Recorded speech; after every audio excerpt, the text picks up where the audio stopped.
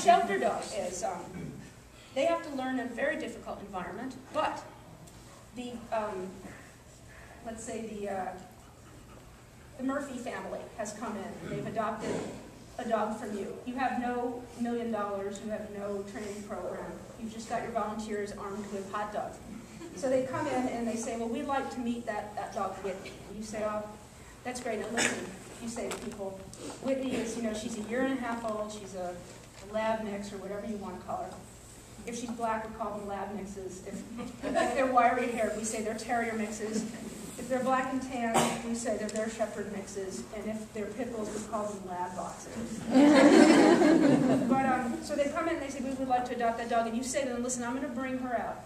This is a lovely dog in here. She's got a good heart, but she's had no manners. Like the people that owned her didn't really give her anything. And then you say, and I'm going to walk her down the kennel aisle and bring her out to see you. And the thing about that is she's going to get overexcited and overstimulated coming out of the kennels. Please don't judge her energy level in the first few seconds when I bring her out. So have you ever said that to somebody? Mm-hmm. Yeah, we say it all the time. So then I'm hoping she'll pick this up a little faster. Work with me here, Whitney. So that you say that, don't judge her. She's going to be all overstimulated. Everyone will have barked at her. And then you hand the leash to Mrs. Smith. You hand, Mrs. Murphy rather. Maybe you hand some hot dogs to her, or a regular little treat that won't gross her out. And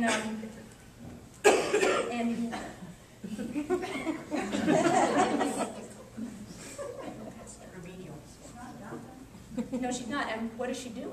Thinking. And she's thinking. And she's not up thinking. She's there thinking. And she's really working her little brain. This is a very bright dog. And this isn't being stubborn or dominant or anything.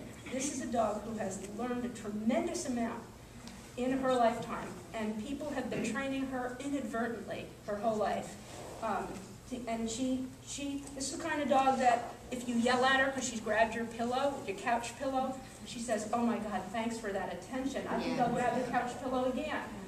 This is the kind of dog who gets into complete trouble in the house if they even bring her in. She gets all negative attention, and when she's finally settled and doing good, they tiptoe around the house so they don't disturb her because her energy's too high. And so she needs this. However, let's pretend that she sat immediately, thank you, Whitney, and I don't want to get too close to people because you're very distracted by them, so I'm trying to stay here in my little unit of trainability work here. Smell the wafting. Oh, it smells so good. Look at these just delicious things. So, and then what I want you to do is present this dog. You hand the leash to Mrs. Murphy, and the dog sits immediately.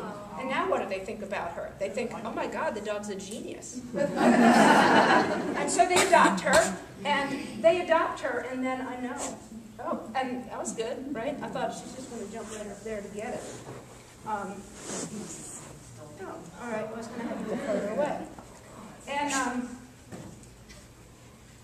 so they adopt her on a Saturday morning, and they bring her home, and they call on Monday morning. You open at 9, and they call. Why are they calling? Give me your cynical, burnt-out answers.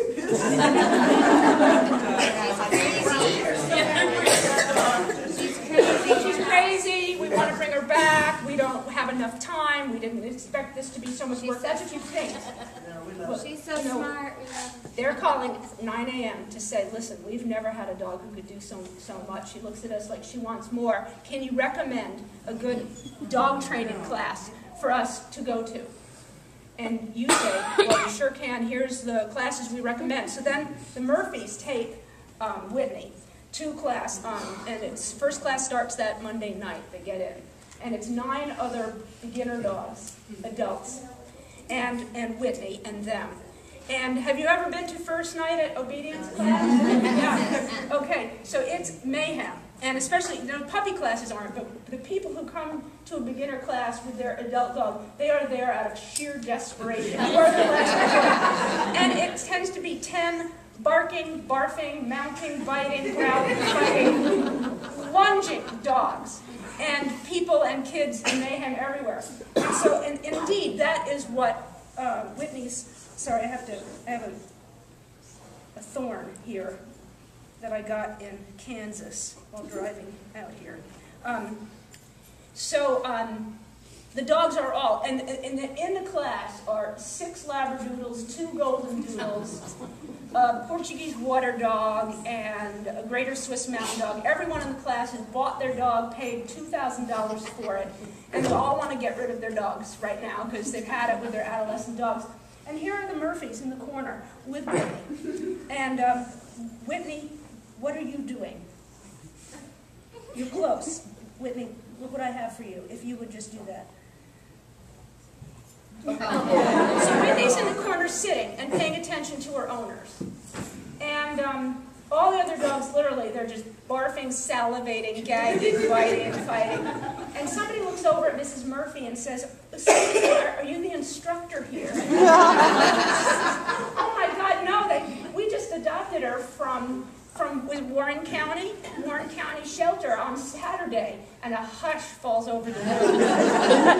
And everyone, they're like, "Oh my God, why did we get this golden doodle? We could have had a Shar-Pei doodle right here for $100.